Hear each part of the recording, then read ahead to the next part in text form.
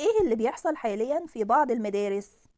في حاليا تشالنج، ترند، ان الطلاب يجيبوا حاجات غريبة معاهم جوه المدرسة. يجيبوا حاجات غريبة في شنطتهم اثناء اليوم الدراسي. دبابيس غسيل، شاكوش، مكوة، طاسة، بايرسول. هحكي لكم حوار حصل ما بين مدرسة وطالبة في اليوم الدراسي في حصة من الحصص الامرجنسي، حصة الاحتياطي.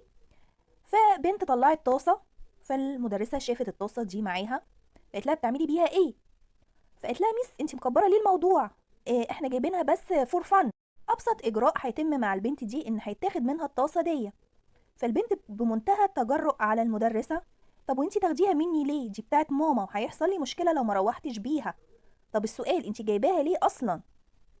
وبعد كده الطالبه قالت للمدرسه: لو انت هتاخدي الطاسه دي وتنزلي بيها للاخصائيه تحت، انا هنزل اخدها منها. وده في حد ذاته ظاهرة غريبة. يعني في المدارس بيتم لو طالبة عملت حاجة غلط بتنزل للأخصائية وبيتعمل لها استدعاء ولي أمر. فمن الغريب إن الطالبة هي اللي تهدد المدرسة بالأخصائية. ممكن الطلاب يتأثروا بحكم سن المراهقة بالترندات اللي موجودة على السوشيال ميديا، ولكن المشكلة الأكبر لأن الترند ده هيقعد فترة ويختفي.